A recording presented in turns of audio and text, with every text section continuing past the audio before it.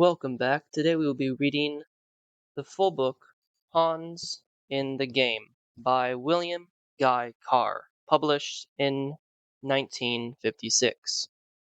About the author. William Guy Carr died in 1959 of unexplained causes, 4 years after publishing Pawns of the Game. He was 64. His son published one of his other important books, Satan, Prince of this World, after his death. At an early age of 12, the author was thoroughly indoctrinated into the Bolshevik ideology by two revolutionary missionaries who traveled on the same ship with him out to the Orient in 1907. Unlike many others, he didn't swallow the baits they offered him. Hook, line investigations and studies of all angles of the international conspiracy have taken him to nearly every country in the world. Commander Carr has had a distinguished naval career. During World War I, he served as navigating officer of H.M. and Sinker. He decided to keep an open mind and to investigate matters thoroughly before reaching any conclusions. His submarines in World War II, he was naval control officer from the St. Lawrence, then staff officer operations at Shelbourne N.S., then senior naval officer at Goose Bay, Labrador. As an officer on the staff of Commander Reginald Brock, he organized the 7th Victory Loan for the 22 Royal Canadian Naval Training Divisions. As an author, he was previously published the 7 books listed above. Some were specially bound for inclusion in the Royal Library, the Library of the Imperial War Museum, and the Sir Millington Drake Library, which is be- bequeathed to Eton College, and the Braille Library for the Blind. Several of his books have been published in European languages. Books previously published by the author: By Guess and by God, Hell's Angels of the Deep, High and Cry, Good Hunting, Out of the Mists, Checkmate in the North, Brass Hats, and Bell-Bottomed Trousers. Commander Carr is known to many Canadians who have attended his public lectures. He toured Canada for the Canadian clubs in 1930 to 1931. He warned people of the existence of an international conspiracy. He foretold that the conspirators would, unless checked, drag the world into another global war. In the years between 1931 and 1939, he addressed social and service clubs all over Ontario. In 1944 and 1945, he was sent on another lecture tour of Canada by the naval authorities. He explained why it should be necessary to win the peace if the fruits of military victory were not to be thrown away again. Commander Carr is determined to inform as many people as possible regarding the evil forces which adversely affect all our lives and the lives of our children. His book will be an eye-opener to parents, clergymen, teachers, students, statesmen, politicians, and labor leaders. Preface. Here's a true story of international intrigue, romances, corruption, graft, and the political assassinations, the like of which has never been written before. It is the story of how different groups of atheistic, materialistic men have played in an international chess tournament to decide which group would win ultimate control of the wealth, natural resources, and manpower of the whole entire world. It is explained how the game has reached the final stage. The international communists and the international capitalists, both of whom have totalitarian ambitions, have temporarily joined hands to defeat Christian democracy. The cover design shows that all moves made by the international conspirators are directed by Satan, and while the situation is decidedly serious, it is definitely not hopeless. The solution is to end the game the international conspirators have been playing right now before one or another totalitarian mind group impose their ideas on the rest of mankind. The story is sensational and shocking. but it is educational because it is the truth. The author offers practical solutions to problems so many people can consider insolvable. Author's introduction. Notes: this author's introduction was written in 1858 and makes reference to the current events. It makes many other historical and biblical references that may be unfamiliar to the uninitiated. The work itself provides well-documented insights into the many world events from 1770 to 1950. Rereading the introduction after completing the book may provide even more insights. A Luciferian conspiracy. If what I reveal surprises and shocks the reader, please don't develop an inferiority complex, because I am frank to admit that although I have worked since 1911 trying to figure it out why the human race can't live in peace and enjoy the bounties and blessing God provides for our and benefits in such abundance, it was 1950 before I penetrated the secret that the wars and revolutions which scourge our lives and the chaotic conditions that prevail are nothing more or less than the effects of the continuing Luciferian conspiracy.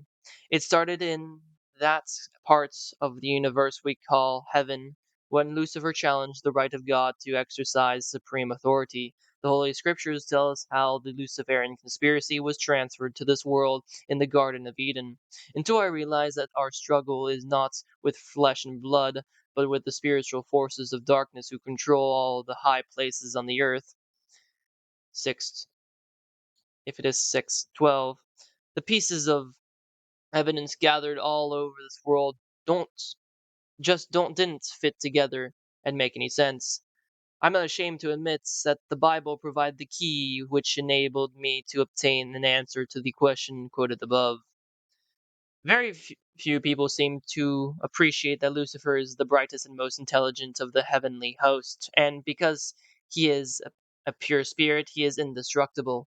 The scriptures tell us his power is such that he caused one third of the most intelligence of the heavenly host to defect from God and join him, because he claimed God's plan for the rule of the universe is weak and impracticable, because it is based on the premise that the lesser beings can be taught to know, love, and wish to serve him voluntarily out of respect for his own infinite perfections. The Luciferian ideology states that might is right. It claims being of proven superior intelligence have the right to rule those less gifted because the masses don't know what is best for them. The Luciferian ideology is what we call today totalitarianism.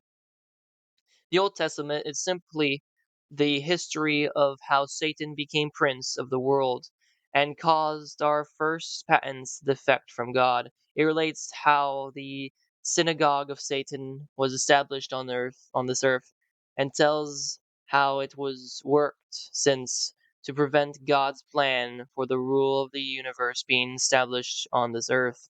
Christ came to earth when the conspiracy reached the stage that, to use his own words, Satan controlled all those in high places. He exposed the synagogue of Satan, Revelation 2:9-3:9.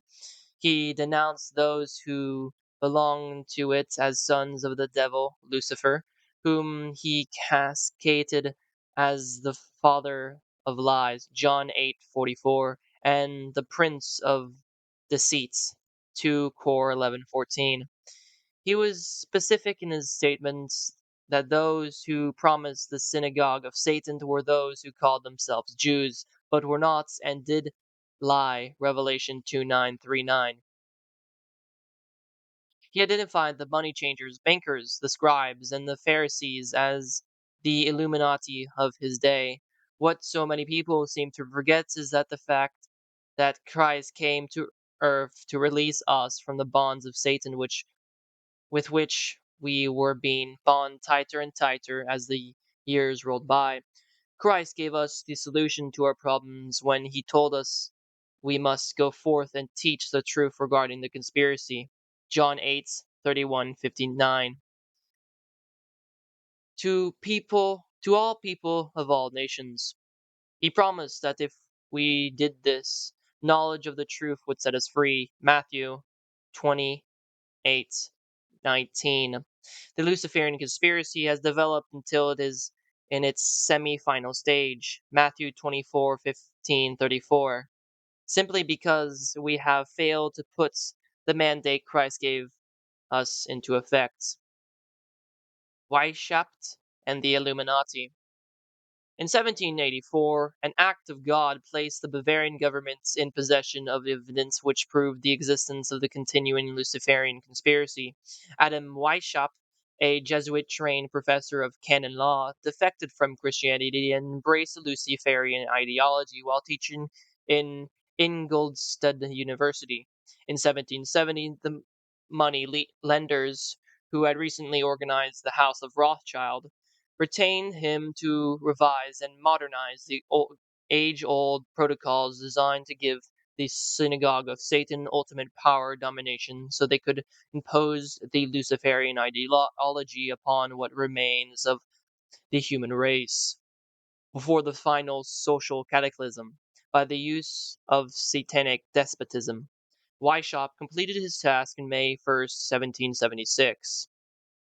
The plan required the destruction of all existing governments and religion. This objective was to be reached by dividing the masses, whom he termed Goyim, meaning human cattle, into opposing camps in ever increasing numbers on political, racial, social, economic, and other issues.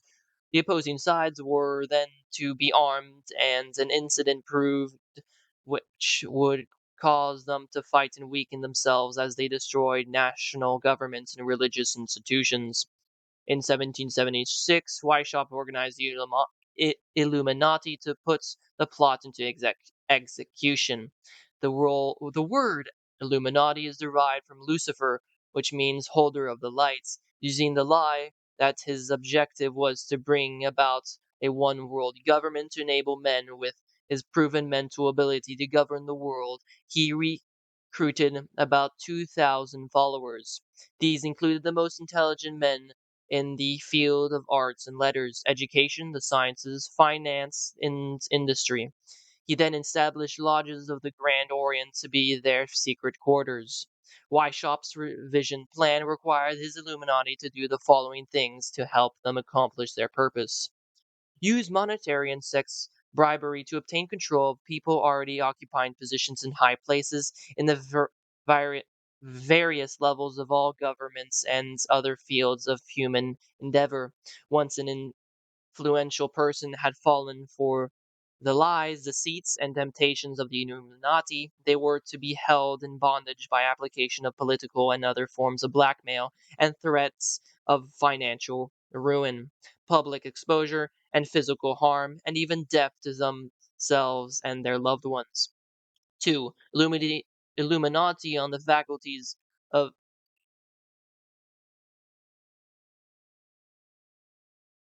Illuminati on the faculties of colleges and universities were to recommend students possessing exceptional mental ability belonging to well-bred families with international leanings for special training internationalism. This training was to be provided by granting scholarships to those selected. They were to be educated, indoctrinated, into accepting the idea that the one world government can be put an end to recurring wars and tribulations. They were to be at first persuaded and then convinced that men of special ability and brains had the right to rule those less gifted, because the Goyim, masses of the people, don't know what is best for them physically, mentally, and spiritually. Today, three such special schools are located in Gordeston in Scotland, Salem in Germany, and Anna Vrita in Greece. Prince Philip, the husband of Queen Elizabeth of England, was educated at Gordonston at instigation of Lord Louis Mountbatten, his uncle, who became Britain's Admiral of the Fleet after World War II had ended. 3. Influential people trapped into coming under the control of the Illuminati had students who had been specially educated and trained were to be used as agenters and placed behind scenes of all governments as experts and specialists, so they could advise the top executives to adopt policies which would, in the long run, serve the secret plans of the one worlders and bring out the ultimate destruction of the governments and religions they were elected or appointed to serve. 4. The Illuminati were to obtain control of the press and all other agencies which distributes information to the public. News and information was to be slanted so that the Goyim would come to believe that the one world government is the only solution to our many and varied problems. Because Britain and France were the two greatest powers at the end of the 18th century, Weishaupt ordered the Illuminati to foment the colonial wars, to weaken the British, and organize the Great Revolution, to weaken the French Empire. The latter, he scheduled, should start in 1789. The conspiracy is discovered. A German author named Zwack put Wershaupt's revised version of the age-old conspiracy into the book form and named it Einige or Regional Skripten. In 1784, a copy of this document was sent to the Illuminatists, where Weishaupt had delegated to foment the French Revolution. The courier was struck dead by lightning as he rode through Ratisbon on the way from Frankfurt to Paris. The police found the subversive documents on his body and turned them over to the proper government authorities. After careful study of the plots, the Bavarian government ordered the police to raid Wershaupt's newly organized lodges of the Grand Orients and homes of some of his most influential associates in eluding the castle of Baron Bassus in Sanderdorf. Additional evidence thus obtained convinced the authorities the documents were a genuine copy of the conspiracy by which the synagogue of Satan, who controlled the Illuminati at the top, planned to use wars and revolutions to bring about the establishment of one kind or another of one world government, the powers of which they intended to usurp as soon as it was established. In 1785, the Bavarian government outlawed the Illuminati and closed the lodges of the Grand Orients. In 1786, they published the details of the conspiracy. The English title is The Original Writings of the Order and Sect of the Illuminati.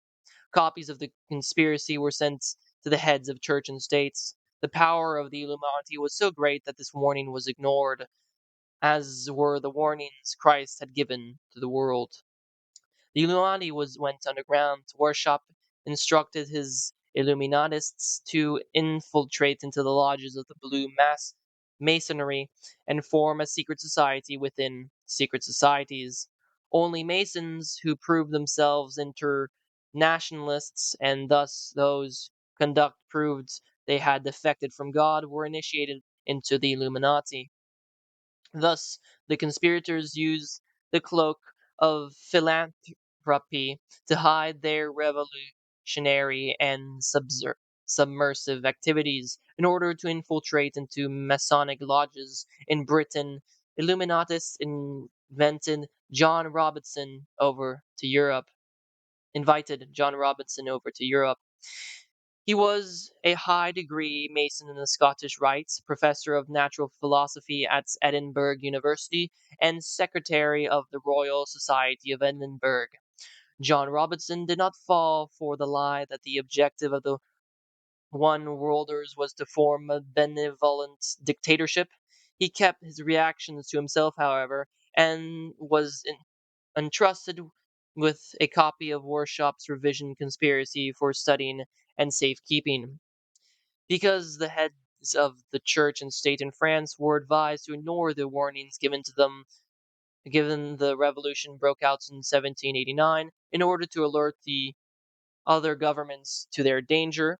In 1789, John Robinson published a book entitled Proof of a Conspiracy to Destroy All Governments and Religions.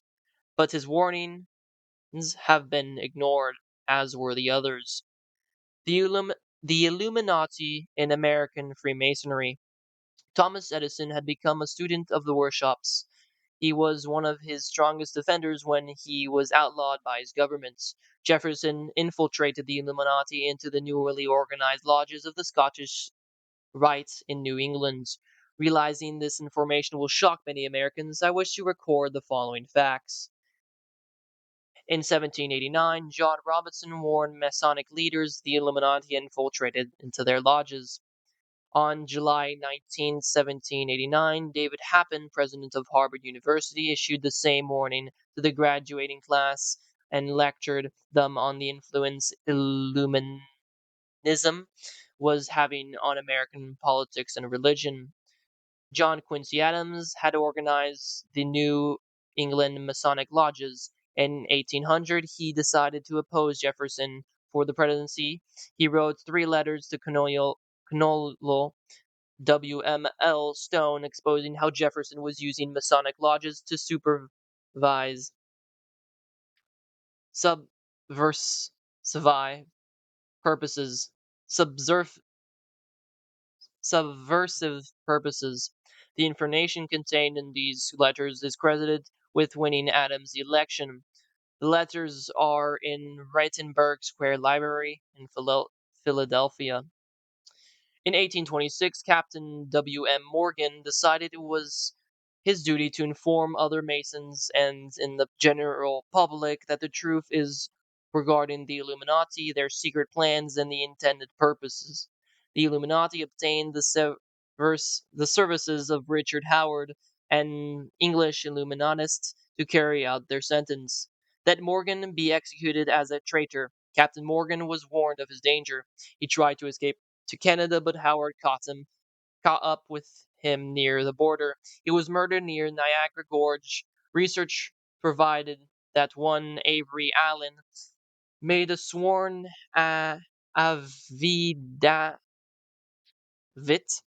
in the city of New York to the effect that he heard Richard Howard report to a meeting of the Knights of Templars in St. John's Hall, New York, how he had executed Morgan. He told how arrangements had then been made to ship Howard back to England. Very few people today know the general disapproval and disgust over this incident caused nearly 40% of Masons belonging to the North jurisdiction of the United States to secede. I have copies of minutes of the meetings held to discuss this practical matter. The power of those who direct the Luciferian conspiracy against God and man can be realized by the ability of their agenter to prevent such outstanding events of history being taught in our public schools. The creation of communism. In 1829, the Illuminati held a meeting in New York, which addressed by British Illuminatis named Wright. Those in attendance were informed that the Illuminati intended to unite the nihilist and atheist groups with all other subversive organizations into an international organization to be known as communism. This destructive force was to be used to enable the Illuminati to foment future wars and revolutions. Clinton Roosevelt, a direct ascender to FDR, Horace Greeley, and Chas Dana were appointed a committee to raise funds for this venture. The fund they raised financed Karl Marx and Engels when they wrote Das Kapital and the Communist Manifesto in Soho, England. In 1830, Weishaupt died. He carried the deception that the Illuminati was dead to his own deathbed, where to convince his spiritual advisors he pretended to repent and join the church. According to Weishaupt's revised vision of the age-old conspiracy, the Illuminati were to organize, finance, direct, and control all international organizations and groups by working their agenda into executive positions at the top. Thus, it was that while Karl Marx was writing the Communist Manifesto on under direction of one group of Illuminatists. Professor Karl Ritter of Frankfurt University was writing the antithesis under direction of another group, so that those who direct the conspiracy at the top could use the differences in these two ideologies to start dividing larger and larger numbers of the human race into opposing camps so that they could be armed and then made to fight and destroy each other, together with their political and religious institutions. The work Ritter started was continued by the German so-called philosopher Friedrich Wilhelm Nietzsche, 1844 to 1900, who founded Nietzscheism. Nietzscheism was developed into fascism and later into Nazism and used to enable the agenda of the Illuminati to foment World War I and II. In 1834, the Italian revolutionary leader Giuseppe Mazzini was selected by the Illuminati to be the director of their revolutionary program throughout the world. He held this post until he died in 1872. The plan for three world wars. In 1840, General Albert Pike was brought under the influence of Mazzini because he became a disgruntled officer when President Jefferson Davis disbanded his auxiliary Indian troops on the grounds they had committed atrocities under the cloak of le- legitimate warfare. Pike accepted the idea of a one world government and ultimately became head of the Luciferian priesthood. Between 1859 and 1871, he worked out the details of a military blueprints for three world wars and three major revolutions, which he considered would further the conspiracy to its final stage. During the 20th century, most of his work was done in the 13-room mansion he built in Little Rock, Arkansas. In 1840, when the Illuminati and the lodges of the Grand Orient became suspects because of Mazzini's revolutionary activities in Europe, Pike organized the new and reformed Palladian Rites. He established three Supreme Councils, one in Charleston, SC, South Carolina, another in Rome, Italy, and another in Berlin, Germany. He had Mazzini establish 23 subordinate councils in strategic locations throughout the world. These would have been secret headquarters of the world revolutionary movements ever since. Long before Marconi invented wireless radio, the scientists who were of the Illuminati had made it possible for Pike and the head of his councils to communicate secretly. It was the discovery of the secrets that enabled intelligence officers to understand how apparently unrelated incidents took place simultaneously throughout the world, which aggraved a situation developed into a war or revolution. Pike's plan was as simple as it was proved effective. He required that communism, Nazism, political Zionism, and other international movements be organized and used to foment the three global wars and three major revolutions. The first war was to be fought as to enable the Illuminati to throw the powers of the czars in Russia and turn that country into the stronghold of atheistic communism.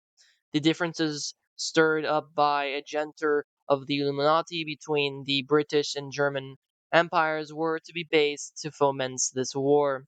After the war ended, communism was to be built and used to destroy other governments and weaken religions.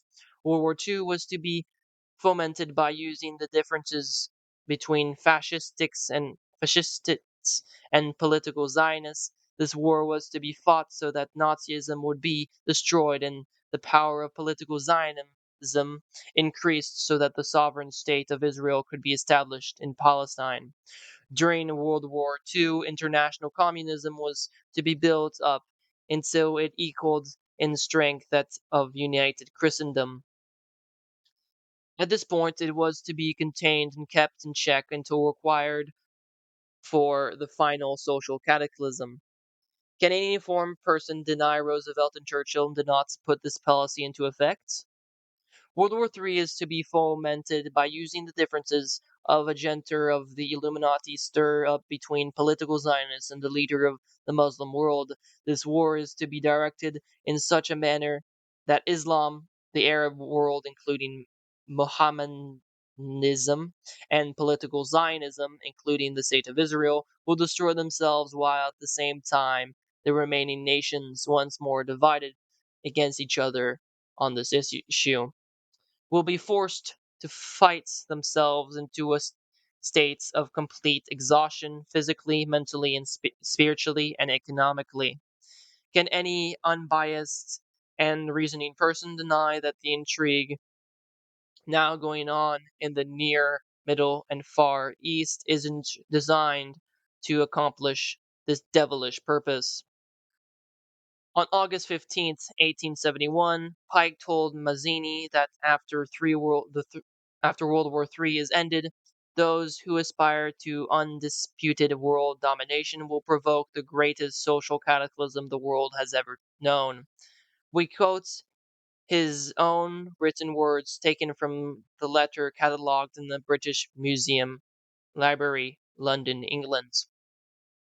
We shall unleash the nihilists and atheists, and we shall provoke a formidable social cataclysm which, in all its horror, will show clearly the nations the effect of absolute atheism, origin of savagery, and of the most bloody turmoil. Then everywhere the citizens obliged to defend themselves against the world minority of revolutionaries will exterminate those destroyers of civilizations and the multitude disillusioned with Christianity. Those deistic spirits will be from that moment without compass, anxious for an ideal, but without knowing where to render its adoration, will receive the true light through the universal manifestation of pure doctrine of Lucifer brought finally out in the public view, a manifestation which will result in the general reactionary movement which will follow the destruction of Christianity and atheism, both conquered and exterminated at the same time. When Mazzini died in 1872, Pike made another Italian revolutionary leader named Adriano Lemmy his successor. Lemmy was later succeeded by Lenin and Trotsky. The revolutionary activists of all these men were financed by British, French, German, and American international bankers. The reader must remember that the international bankers of today, like the money changers of Christ's day, are only tools of or agents of the Illuminati. Bankers finance wars and revolutions. While the general public has been led to believe that communism is a movement of the workers, Soviets, to destroy capitalism, pawns in the game and the red fog over America prove that both British and American intelligence officers obtained authentic documentary evidence which proved that internationalist capitalists operating through their international banking houses had financed both sides of every war and revolutions fought since 1776. Those who today compromise the synagogue of Satan direct our governments whom they hold in usury to fight the wars and revolutions, so they further Pike's plan to bring the world war to that stage of the conspiracy of atheistic communism, and the whole of Christendom can be forced into an all out war within each remaining nation, as well as an international scale. There is plenty of documentary evidence to prove that Pike, like Washop, was head of the Luciferian priesthood in his day.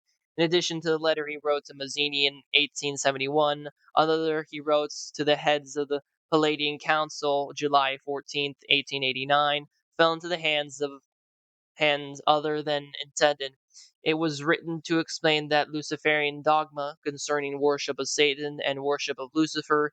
In it, he said, in part, that which we say to the crowd is we worship God, but it is the God that one worship without superstition. The religion should be by all us initiates of the high degrees maintained in the purity of the Luciferian doctrine. Yes, Lucifer is God, and unfortunately Adonai, the name given to by Luciferians to the God we worship, is also God also.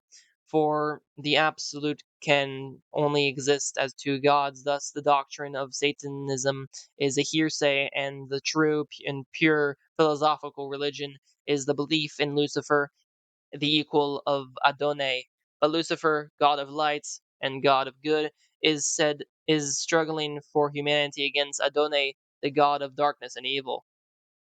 Propaganda put out by those who direct the Luciferian conspiracy has caused the general public to believe all who oppose Christianity are atheists.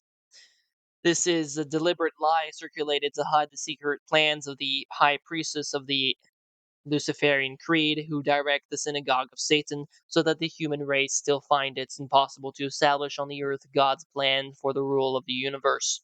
As, as he explained it to our first parents in the Garden of Eden, told in Genesis, the high priestess of the Luciferian creed work from the darkness. They remain behind the scenes. They keep their identity and true purpose secret, even from the vast majority of those who deceive into doing their will and furthering their secret plans and ambitions. They know that the final success of their conspiracy to usurp the powers of world government depends upon their ability to work their identity and true purpose secret until no cunning or power can prevent their crowning their leader, king, despot of the entire world. The Holy Scriptures predicted that Workshop and Pike plans would be put into effect until their spiritual forces of evil controlled the earth. Revelation 20 tells us how, after three things we relate have come to pass, Satan will be bound for 1,000 years. What's the term 1,000 years mean in measure of time? We do not know. I don't pretend to know. Sorry. What the term 1,000 years means in measure of time as we know it, I don't pretend to know. As far as I am concerned, study of the Luciferian conspiracy in the light of knowledge contained in the Holy Scriptures have convinced me that the blinding of Satan and the constant containment of satanic forces upon the earth can be brought about more speedily if the whole truth concerning the existence of the continuing Luciferian conspiracy is made known as quickly as possible to all the people of the remaining nations. Satan's goal to ruin the ruin of souls. Research dug up letters from Mazzini which reveal how high priestesses of Luciferian creed kept their identity and true purpose secrets. In a letter Mazzini wrote to his revolutionary associate, Dr. Bredenstein, only a few years before he died, he said, "We form an association of brothers in all points of the globe. We wish to break every yoke, yet there is one unseen that can be hardly felt, yet it weighs on us. Whence comes it? Where is it? No one knows, or at least no one tells. This association is secret even to us, the veterans of secret societies."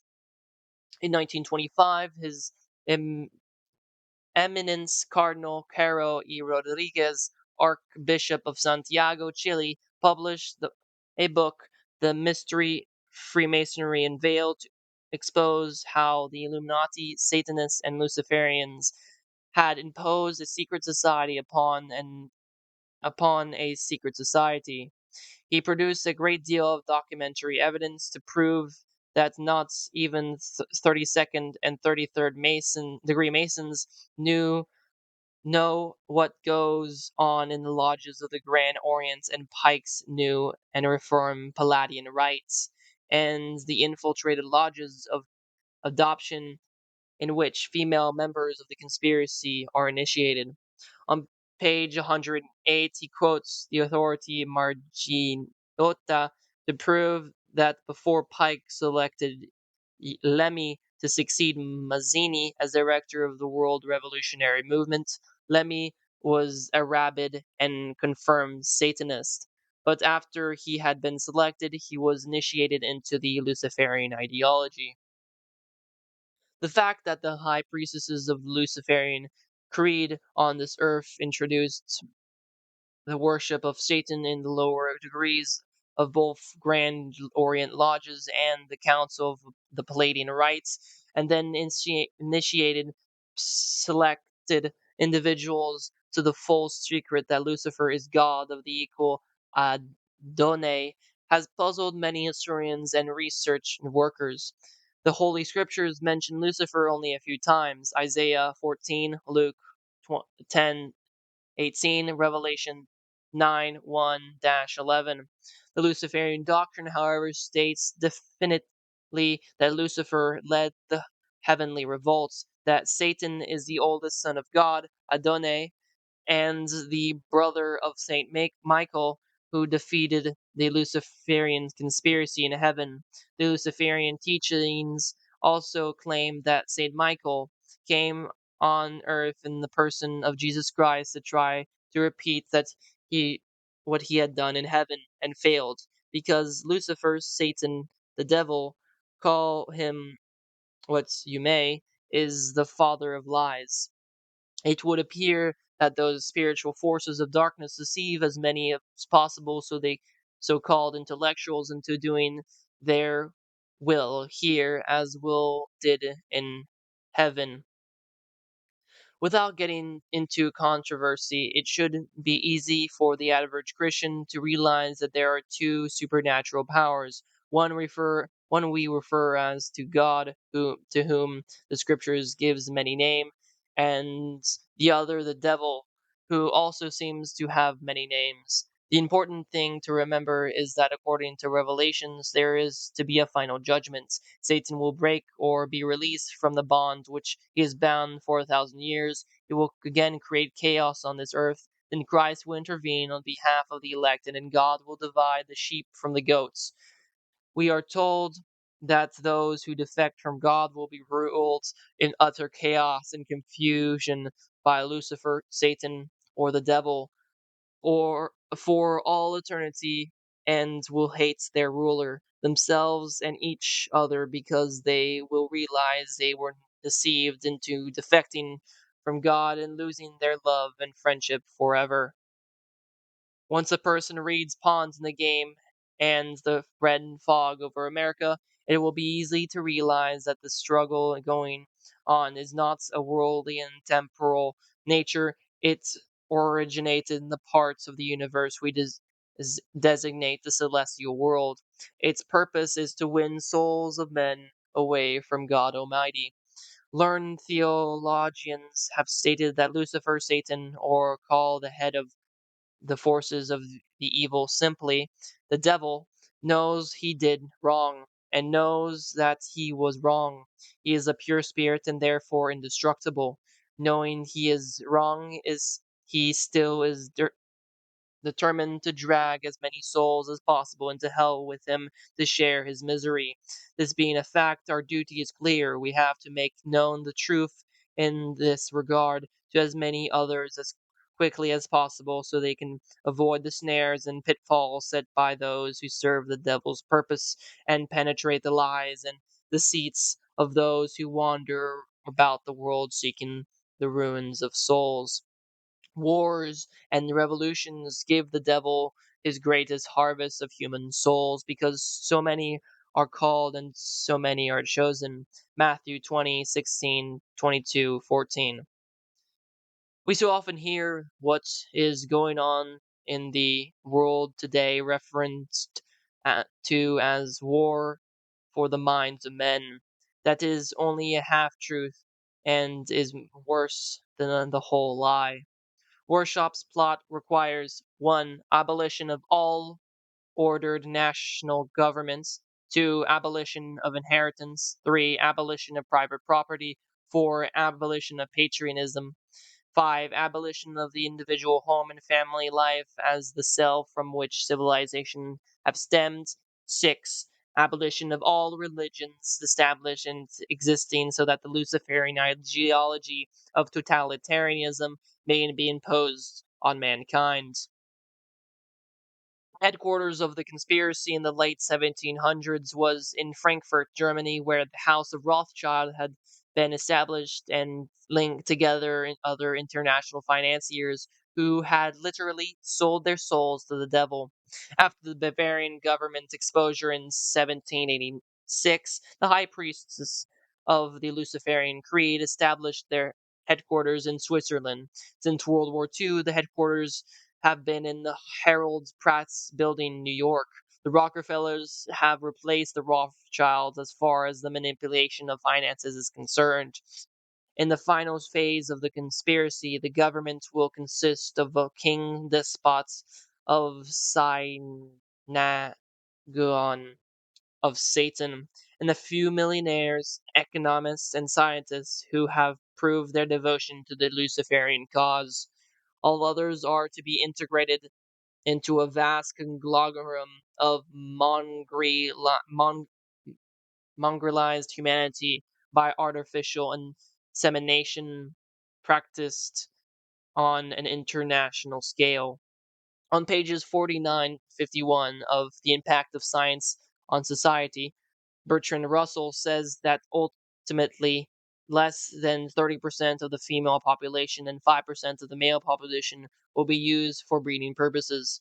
Reproduction will be strictly limited to the type of numbers required to fill the needs of the states. Because the ruling of the courts are so much in the public mind today, I will conclude my introduction by quoting from a lecture given to the members of the Grand Orient Lodge of Paris, France, by the top executive of Pike's Palladium Right.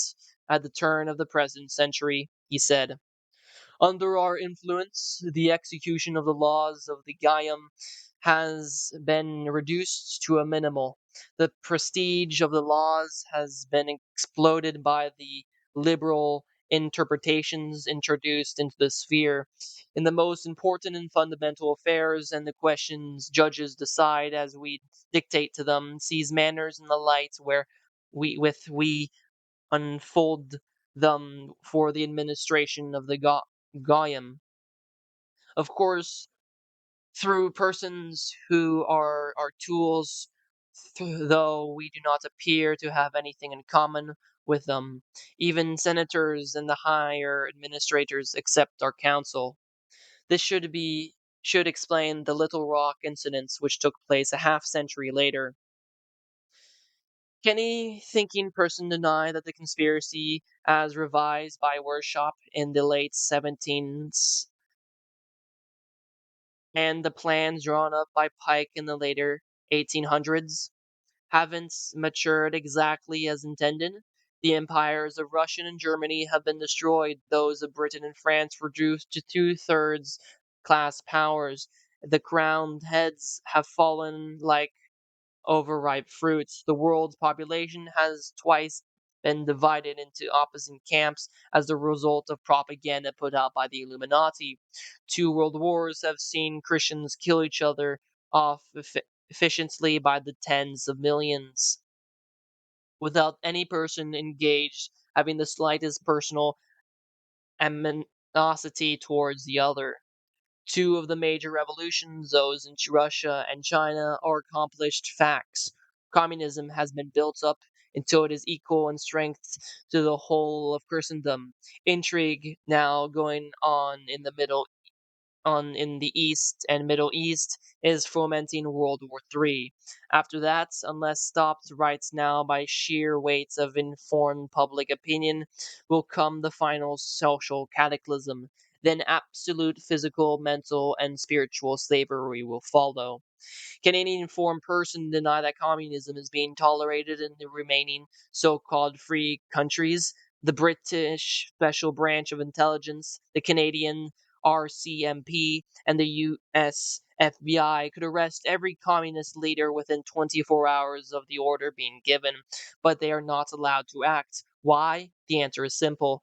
Communism is being contained on the national and international levels of government on the advice of the Illuminati agenter, who give a great many utterly unconvincing excuses for the present policy of Britain, Canada, and the United States towards national and international communism. If the FBI or the RCMP act, then the judges of the Supreme Courts of both countries find reason in laws why those arrested should be set free. Such actions would be utterly ridiculous if communism wasn't being contained for use in the final social cataclysm. Is it not time Christians woke up to the realization of the danger? Is it not time parents refused to allow their children to be used as cannon fodder to serve the Luciferian cause? It is not time we become doers of the word of God instead of heavenly hearers only. I urge you to organize Christian civic leagues, or similar groups. Use them as study groups. Use them to elect men who are loyal citizens. But before you select a candidate for public office, make sure he is fully informed regarding all aspects of the international conspiracy on the municipal, states, and federal levels of governments. All one worlders won't serve the synagogue of Satan knowingly. It is our duty to make them acquainted with the truth. Christian civic leagues should be nonpartisan and non denominational. Their purpose should be to put God back into politics so we may establish governments in accordance with his plan for the rule of the universe as explained to us in the scriptures and by Son Jesus Christ. God's only Son Jesus Christ. Only then will his will be done here as it is in heaven. In my humble opinion, not until this is done will God intervene on our behalves and the words of the Lord's Prayer be accomplished. Signed, William Guy Carr, Clearwater, October 13th, 1958.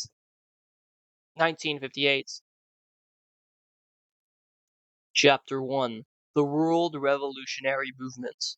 In order to understand the causes in the past which have produced the effects we experience today, essentially in regard to the unsatisfactory state of national and international affairs, history must be studied because history does repeat itself. History repeats itself because there have been perfect continuity of purpose in the struggle which has been going on since the beginning of time between the forces of good and evil to decide whether to rule the Almighty God shall prevail, or whether the world shall literally go to the devil. The issue is just as simple as that.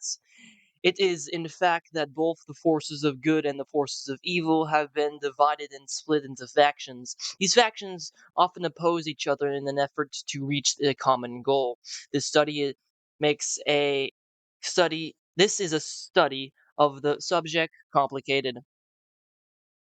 These differences in opinion have been produced by propaganda, which is used more often for spreading lies and half truths than it is as a medium for telling the plain, unvarnished truth regarding any event or subject.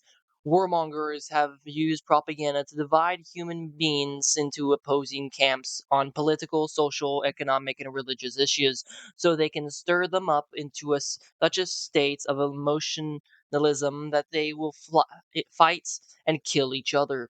In order to discuss the causes which have produced the effects we experience today, uh, all available evidence must be studied carefully. Truths must be separated from the falsehoods and fiction from facts. Past events must be studied to see how they gave affected the influenced conditions existing today. The human race is divided into two main groups as far as religion is concerned, and one camp believing belief in the existence of a god. Those in the other camp deny the existence of a supreme being of any kind. The fact is of major importance because it will be proved that all wars and revolutions have been the result of one group or another trying to force their ideologies upon the people of the entire world.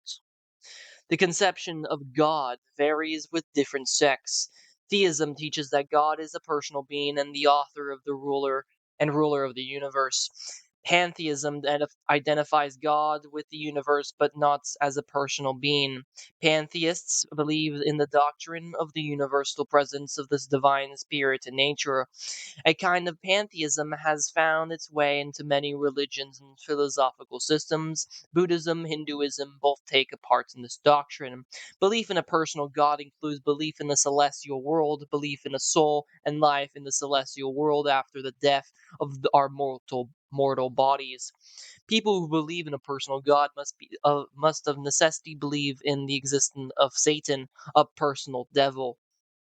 A study of comparative religion proves that, as far as it is possible to probe back, even the members of isolated tribes have always had a religious instinct, which caused them to discuss and ponder the questions: why were we born? For what purpose do we live? What ends do we serve? Whither do we go when we die? And even most backward tribes of Central Africa and Australia seem to have had no doubts regarding the existence of God, a spiritual world, and another existence for their own souls after the death of their mortal bodies.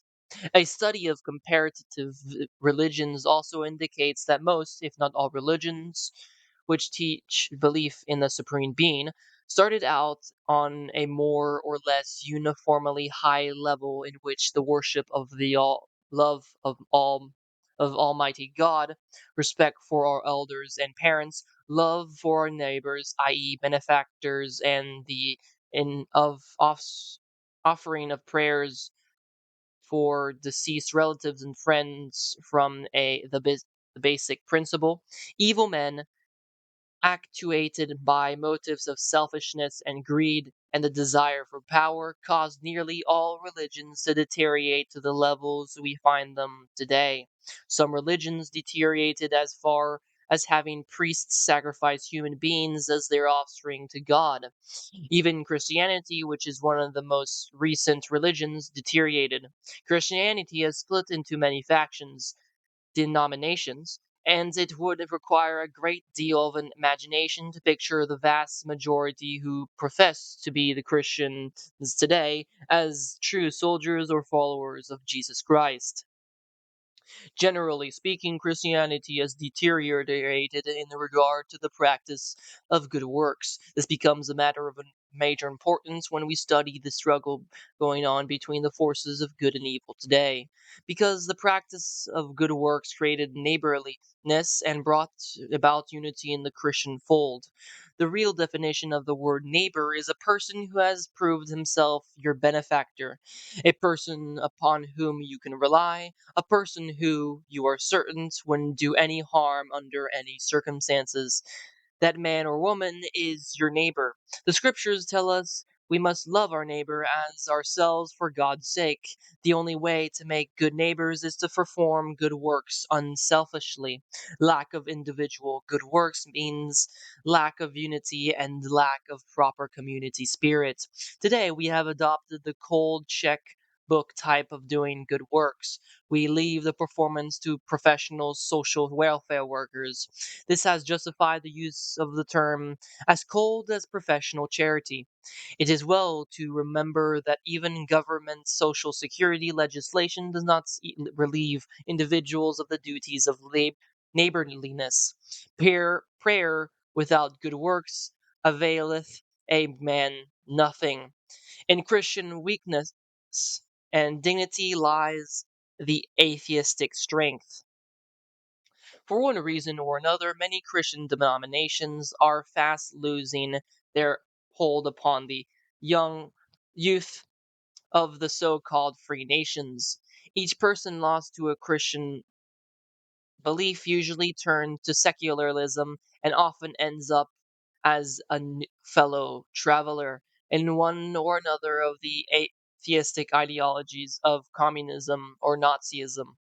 The vast majority of professed Christians are not real soldiers of Jesus Christ, whereas every card bearing member of either the Communist or Nazi parties must swear to give unlimited obedience to the leader, to devote every working hour to the furtherance of the cause, and contributes one tenth of his or her income towards financing the party's activities. While Christians are hopelessly divided into approximately 400 denominations, communists and Nazis are all solidly united as anti Christians. A continuation of this state of affairs can help but enable the leaders of one or another atheistic group winning world domination. When they do not so, they will enslave body, soul, and mind all who refuse to accept their heaven ideology. The Illuminati will then impose the despotism of Satan. There is a great similarity in the beliefs of those who worship a supreme being regarding the origin of man. The majority believe that the Great Father peopled this world for the purpose of getting the less culpable of those who followed Lucifer during the heavenly revolution another chance to decide of their own free will, whether they will accept God's authority and give him unlimited obedience or literally go to the devil. It is such beliefs that sustain such despised sects as Duke Hobbers in their passive resistance to man-made laws, which they consider are contrary to God's divine laws. It is well to remember that the name Lucifer means holder of the lights, a very bright being, the brightest of the angels. Notwithstanding these special gifts and privileges, he revolted against the supremacy of Almighty God. Most people, other than atheists and Darwinists, accept the story of the creation. There are, however, a great many different opinions regarding the story of Adam and Eve in the Garden of Eden. Many students of comparative religions argue that it is likely God created many worlds and many Adams and Eve and placed them in locations where they could reproduce their kind and populate the planets upon which they lived. The fact that human beings are placed on this earth by a method and process of birth which prevents them having any knowledge of a previous existence, fits in with the theory. All we know regarding the period before creation is that has been revealed to us in the scriptures. It really doesn't matter a great deal if there is one or many Adam and Eves. The important thing to remember is the fact that all human beings have been given a free will and must decide for themselves whether they believe in a God and the devil, or if they believe in the atheistic materialistic ideology, which each and every human being must make up his or her mind one way or the other. If a person believes there is a God and a devil, then that person must decide which he is going to serve. An atheist, if he joins either the totalitarian ideology, serves the party and the states. Must give unlimited obedience to the head of the party and the states. The penalty for diversion is suffering, imprisonment, and possibly death. Belief in the existence of God automatically includes belief in supernaturally good and evil spirits which can influence men's mind for good or evil purposes. It is the struggle going on for the possession of men's souls that causes the conditions which prevail upon the earth today. The power of the devil was dramatically emphasized when he tempted Christ himself while he was in the desert preparing himself for his ministry. Atheists, on the other hand, do not believe in the existence of a supernatural beings. They argue that God has never been proven to exist. There are many groups of atheists: true communists, Grand Orient Masons, free thinkers, members of the League of the Goodness, Illuminatists, nihilists, anarchists, true Nazi, and the Mafia. Many godless people describe to various forms of secularism, even if they fight shy of becoming active in the atheistic communists and Nazi groups. Most atheists base their belief on the principle that there is only one reality, matter, that the blind forces of matter, sometimes referred to as energy, evolve into vegetation, animal, and man. They deny the existence of a soul and the possibility of life in other worlds after the death of our mortal bodies. Evidence will be produced to prove that modern communism was originated in the year 1773 by a group of international money barons who have used it since as their manual of action to further their secret plans to bring about totalitarian godless states. Lenin made this clear in his book Left Wing Communism. On page 53, he said, our theory, communism, is not a dogma, settled doctrine. It is a manual of action. Many modern leaders have said and done the same things as Lucifer did during the heavenly revolution. There is no appreciated differences between the red and black atheism. The only difference is in the plans used by the opposing leaders to ultimately win undisputed control of the world's resources and bring into the being their ideas for a totalitarian godless dictatorship. Ca- Karl Marx, 1818-1883, was a German of Jewish descent. He was expelled from Germany, afterwards from France, for his revolutionary activities. He was given asylum in England. In 1848, he published the Communist Manifesto. Marx admitted to his long-range plan to turn the world into an international of Soviet Socialist republics may take centuries to accomplish. Karl Ritter, 1779 to 1859, was a German professor of history and geopolitical science. He wrote the antithesis to Karl Marx's Communist Manifesto. He also drew up a plan by which he maintained the Aryan race could first dominate Europe and then the entire world. Certain atheist leaders of the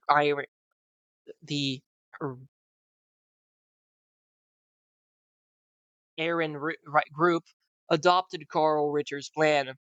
They organized Nazism to further their secret ambitions to obtain ultimate control of the world and turn it into a godless state under their connection of a totalitarian dictatorship.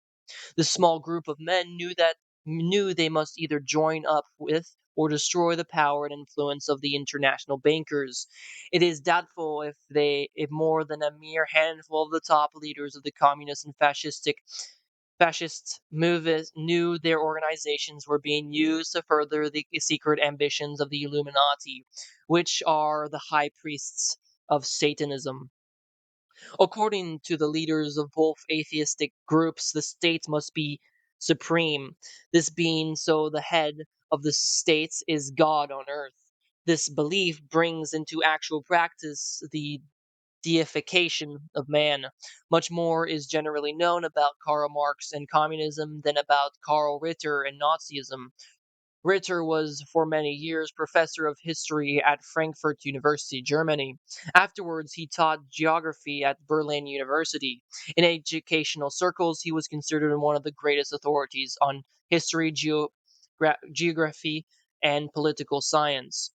Because the aims and objects of the leaders of the Iron race have always been kept secret, Karl Ritter's connection with the leaders of Nazism is very little known. Intelligent officers connected with the British government unearthed his connection with the Iran warlords when studying political economy.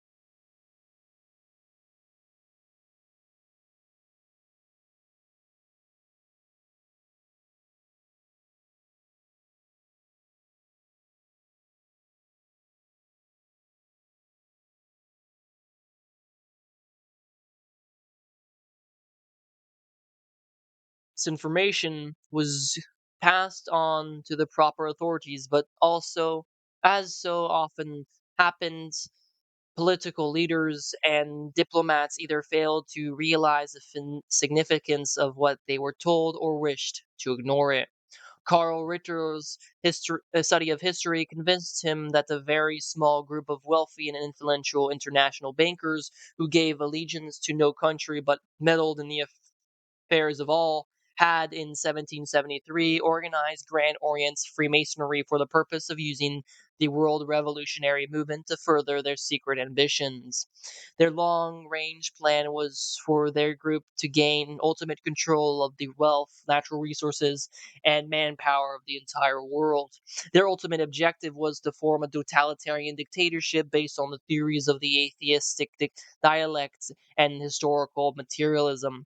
Ritter claimed that most of, if not all, the international bakers were of Jewish descent, regardless of whether or not they practiced the Jewish faith.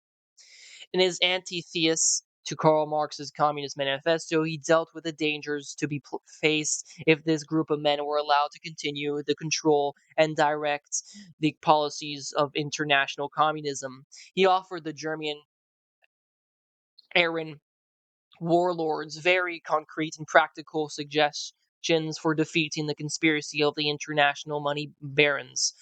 Professor Ritter gave the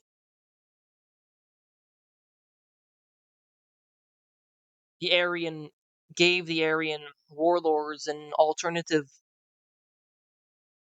long range plan by which they could gain ultimate control of the world's resources for the Aryan race. To offset the plans of the international money barons, Ritter advised the leaders of the Aryan groups to organize Nazism and use fascism, i.e., National Socialism, as their manual of action to further their secret ambitions for world conquest. Professor Ritter also pointed out that because the international bankers intended to use all phases of Semitism to further their plans, the Aryan leaders should use all phases of anti Semitism to further their cause. Karl Ritter's long plan for ultimate world conquest including the following suggestions. 1. The subjugation of all European countries by Germany. To achieve in this end, he suggested the German military junkers be encouraged and assisted to obtain control of the government so they could engage in a series of military adventures inspired in interspersed with economic wars, the objective being to weaken econ- the, the economy and manpower of the European nations to be subjugated. Karl Ritter stated that it was not absolutely essential to the succession of his long range plan that each military adventure end in a clear cut victory, provided that the other nations involved were left in such a weakened condition that their recovery economically and in strength of manpower took longer than that of Germany. Karl Ritter stressed the importance of convincing the German people that they were physically and mentally superior to the Semitic races. From this thought,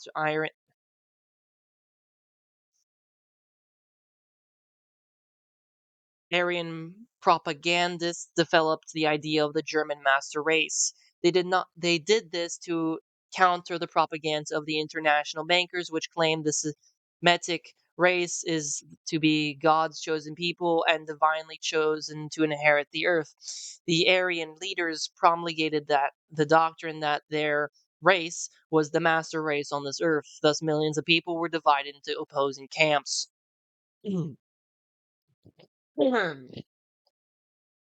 2. Karl Ritter recorded a financial policy which would prevent the international bankers obtaining control of the economy of Germany and her satellite states as they had obtained economic, economic control of England, France, and America. 3. He recommended the organization of a Nazi fifth column and counteract the communist underground organization.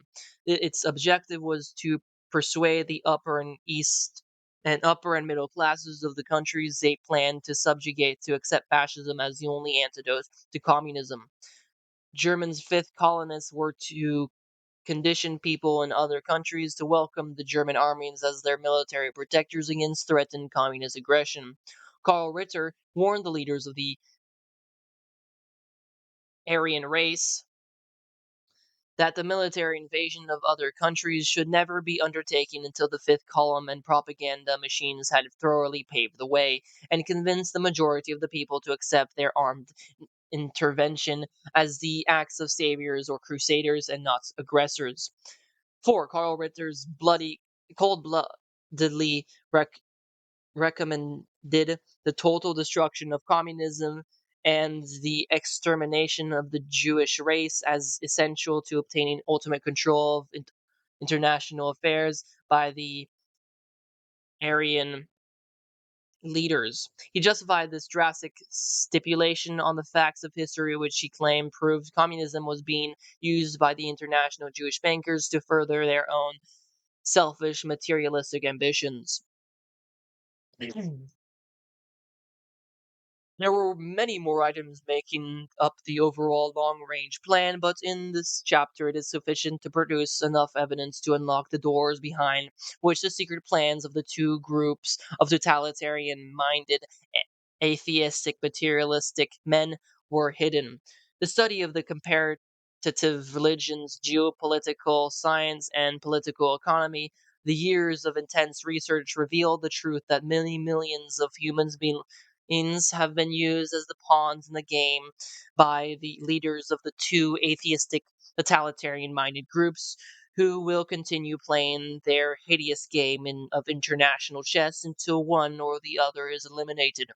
Evidence will be proved to show how this game has been conducted in the past and what moves are likely to be made in the future to enable one group to win the game.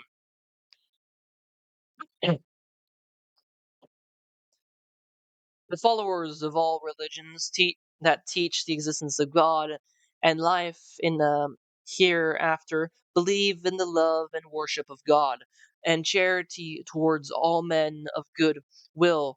Sincere believers will suffer any hardship and make any sacrifice in order to ensure their eternal salvation. The followers of atheism are taught to hate all who refuse to accept their materialistic creed. The determination of the leaders of both atheistic groups to achieve world domination permits them to conceive the most diabolical conspiracies to penetrate all kinds of crime, from individual assassinations to genocide. They foment wars in order to weaken nations they still have to subjugate. The study of the comparative religions shows also that communism and Nazism are utterly incompatible with all religions that believe in the existence of a almighty God. Experience and history proves that those who believe in God and those who deny his existence are in such contradiction that neither can survive the triumph of the other.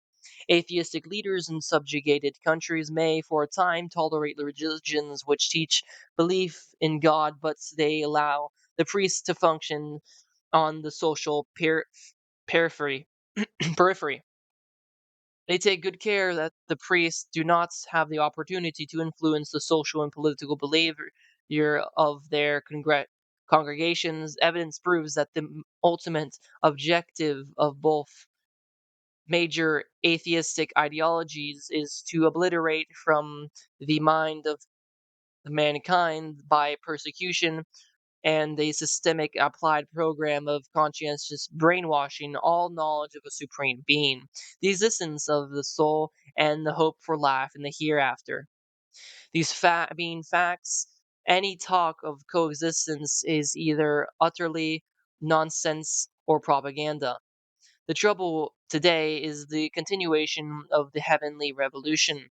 If God has placed human beings on this earth so they may know Him, love Him, and serve Him in this life in order to be happy with Him forever in the next world, then it is logical to reason that the only way in which Lucifer could hope to win back the souls in dispute would be to inoculate them with the doctrine of atheistic materialism. Undoubtedly, many people will ask, but how could the devil inoculate the minds of men with atheistic and other evil ideas? That question can be answered in this way. If human beings call establish radio and television stations from with which one individual can influence millions of others by broadcasting his opinions to any given subject over the invisible airwaves, then why shouldn't it be possible for a celestial being to broadcast their messages to us? No brain specialists have dared to deny that in the brain of each individual there is some kind of mysterious revealing set. Every hour of every day, human beings are saying, was I inspired to do this? Or I was tempted to do that. Thoughts, be they good or evil, must originate somewhere, from some cause, and be transmitted to the human brain. The body is only the instrument which puts the denomination thoughts for good and evil into effect. This one fundamental fact which all people who believe in the existence of God must never forget is this. If we are on this earth for a period of trivial, if we have been given our free will, it is to enable us to decide whether we want to go to God or what wants to go to the devil. Therefore, if the devil did not have the opportunity to influence the minds of men, where would be not no test, there would be no test. If Almighty God sent his prophets and his Son, Jesus Christ, to show us clearly what is good and what is evil, then why wouldn't the devil send his false Christ and his false prophets to try and prove us that the evil is good and that good is evil?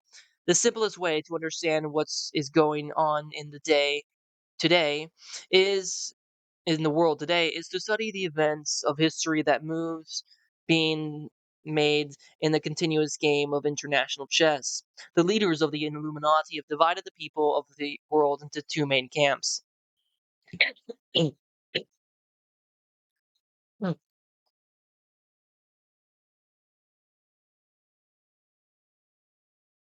They use kings and queens, bishops and knights, and the masses of the world's populations have pieces in their game. The ruthless policy of the leaders is to consider all the other human beings as expendable, providing the sacrifice of a major piece or a million pawns place them a move nearer their ultimate totalitarian goal, the despotism of Satan. Professor Ritters is reported to have said the present phrase of this game started in the counting house of the Amschelmeyer Bor alias the Rothschild located at Frankfurt on the Main in Germany. When 13 gold and silversmiths decided they wanted to remove all the crown heads in Europe, to destroy all existing governments and eliminate all organized religions before they could secure absolute control of the wealth, national resources, and manpower of the entire world and establish a satanic despotism. Dialectric Dialectical and historical materialism was to be used to further these plans. Strange though it may seem, history will prove that leaders of both Semitic and anti Semitic groups have on occasion joined forces to fight against a common enemy such as the British Empire or the co- Christian religion.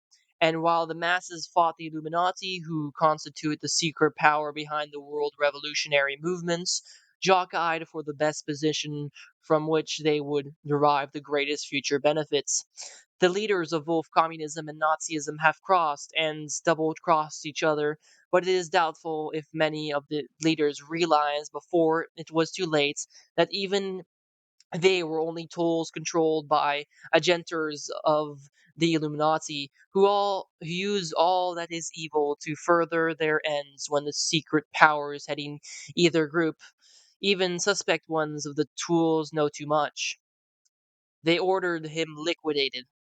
Evidence will be produced to prove that the leaders of these two groups of totalitarian minded men have investigated many individuals' assassinations and caused many revolutions and wars in which tens of millions of human beings have been killed, while millions have been wounded and rendered homeless. It is difficult to discover a military leader who can justify the decision to drop atomic bombs on Hiroshima or Nagasaki, where, in the twinkle of an eye, approximately 100,000 people were killed and twice that number seriously injured.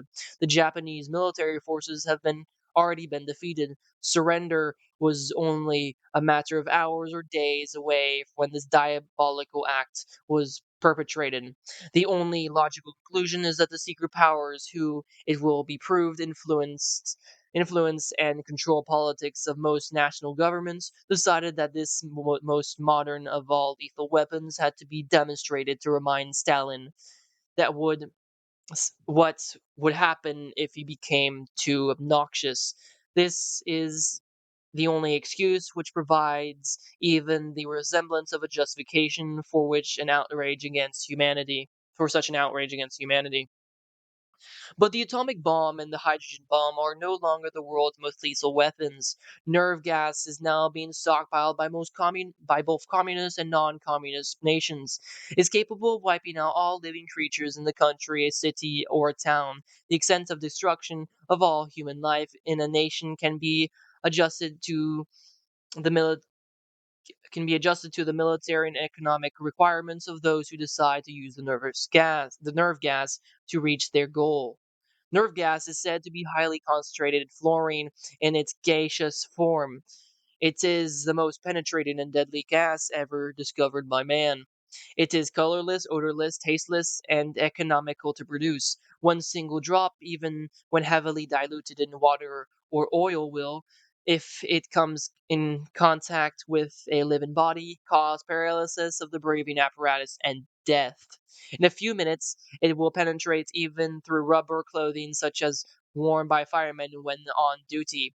Nerve gas will not seriously damage inanimate objects. Within a few days after the nerve gas has been applied, it would be safe for the invading force to enter and the contaminated areas again. They would be areas of the dead, but all billions of machinery would be intact. The only known antidote to nerve gas is the drug anthropin. To be effective, it must be injected into the veins of the victim immediately and repeatedly after they have been contaminated. This means of defense is not practical for the densely populated areas. Both communist and anti-communist governments have nerve gas. The knowledge of that both sides have this gas in quantity may cause both sides to hesitate to use it, but it is a well-known fact that the desperate and ruthless men will resort to any extremes to gain their objectives, and will be proved they have never hesitated to sacrifice millions upon millions of beings, men, women, and children, if by doing so they advance themselves one step nearer to their ultimate goal. We will ask the question, how is it struggle how is the struggle now going on upon this earth going to end? It is doubtful if there was a single living being who hasn't asked this question. It is a question young married couples anxiously ask each other when they debate if they should allow their concubine bliss to bring more children into this hate dominated world. The most complete answer is to be found in the Gospel of St. Matthew, chapter 24, verses 15 to 34. At that time, Jesus said to his disciples, "When you shall see the abomination of desolation which was spoken of by Daniel the prophet standing in the holy place, he that reads them lets me understand.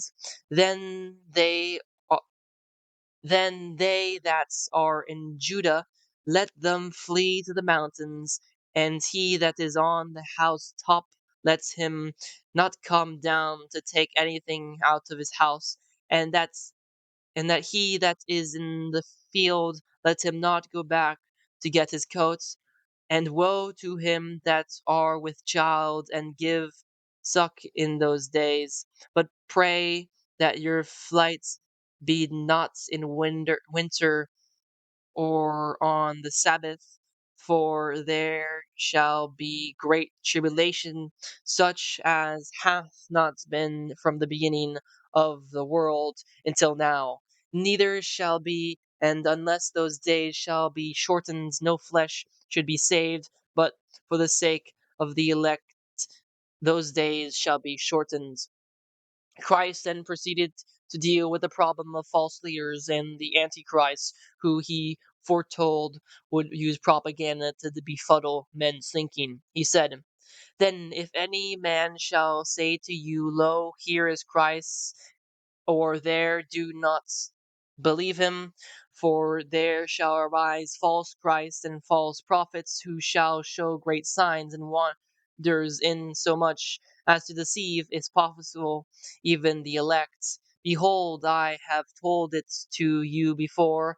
If therefore they shall say it to you, Behold, he is in the desert, go ye not out. Behold, he is the closest, believe it not. For a lightning cometh out of the east, and appeareth even unto the west. So shall also the coming of the Son of Man be, wheresoever the body shall be. There shall the eagles be gathered together, and immediately after the tribulation of those days, the sun shall be darkened, and the moon shall not give her light, and the stars shall be moved, and the powers of heavens shall be shaken. And then shall appear the sign of the Son of Man in the heaven, and then the tribes of the earth mourn, and they shall see the sons of man coming in the clouds of heaven with such power and majesty. And he shall send his angels with a trumpet and a great sound, and they shall gather together his elect from the four winds, from the farthest part of the heavens to the uttermost bounds of them. And from the fig tree learn this parable. When the branch thereof is now tender, and the leaves come forth, you know that the summer is nigh. So you also, when you shall see these things, that it is nigh, even at the doors. Amen, I say to you that this generation shall not pass till all these things shall be done. The branch is indeed now tender. Many leaves have budded out. We need only one more war in which both sides use atomic and hydrogen bombs and nerve gas, and we shall have inflicted upon ourselves the abomination and of desolation which shall reduce the human race to such chaotic conditions that divine intervention will be our only salvation. Today it is common practice for people, essentially those who act willfully or unwillfully, as the agents of the evil powers, to blame God for the sorry mess in which we find ourselves. The intelligent person will admit that God cannot be blamed. He gave us free will, He gave us commandments as our guide, He gave us Christ as a teacher and living example. If we obstinately refuse to accept the teachings and example of Christ, if we also refuse to obey the commandments of God, how can we reasonably blame any agency other than ourselves for allowing the forces of evil to gain supremacy in the world of ours? Edmund Burke once wrote, "All that is necessary for the triumph of evil is that good men do nothing." He wrote a great truth. The study of comparative religions in relation to the conditions we are experiencing in the world today brings the unbiased students to the conclusion that those human beings who worship God and believe in another life after death of the blackest despair, and yet never before in the history of the world has such a determined effort been put forth to introduce secularism into our lives as since 1846, when C.J. Holyoake, C. Bradlaugh, and others asserted their opinion that human interests should be limited to concerns of the present life. These advocations of secularism were the the predecessors of the most recent flock of false Christs and false prophets: Karl Marx, Karl Ritter, Lenin, Stalin, Hitler, Mussolini. These men did deceive millions upon millions of people by working great signs and wonders. They deceived many professing Christians who should have known better.